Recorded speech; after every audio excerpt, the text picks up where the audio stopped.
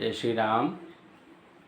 अब दुष्टों की लक्षण का वर्णन करते हुए तुलसीदास जी कहते हैं कि पर अकाजु लगी तनु परिहरहि जिमिहिम उपल कृषि दलिगरहि बंदौ खल जस शेष सरोषा सहस बदन बरनई परदोषा।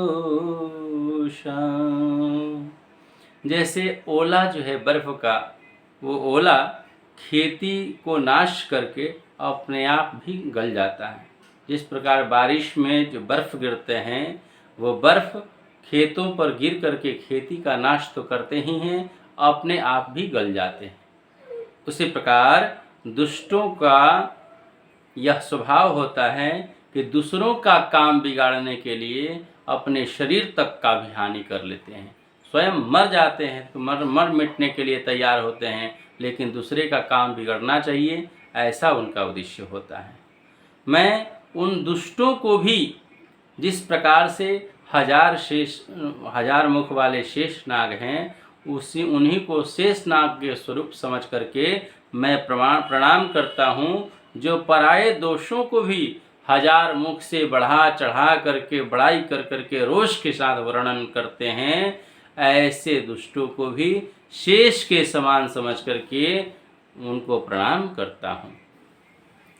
पुनि प्रणव पृथुराज समाना परघ सुनई सहस दस काना बहुरी सक्र सम बिनवउ तेहि संतत सुरा नीक हित जेहि संतत सुरा नीक हित जेहि।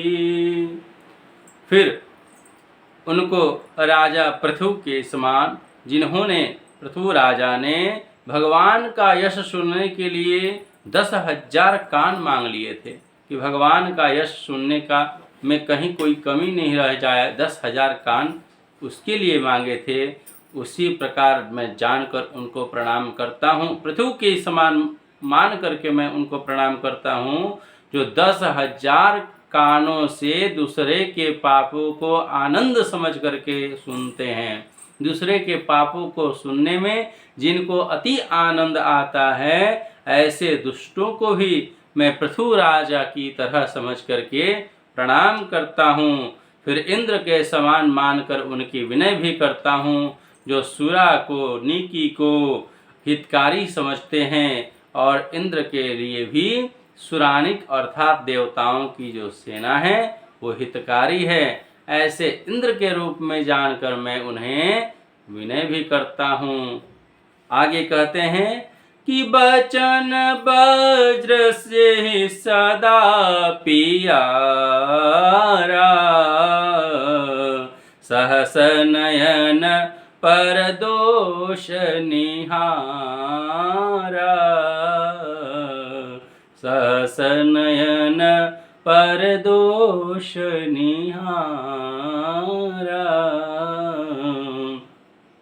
जिनको कठिन कठोर जो वचन है, कठोर वचन रूपी वज्र सदा प्यारा लगता है, जो किसी को भी कड़वे वचन से ही स्वागत करते हों, और जो हजारों नेत्रों से दूसरे को दोषों को देखते हों, दूसरों के दोष को हजारों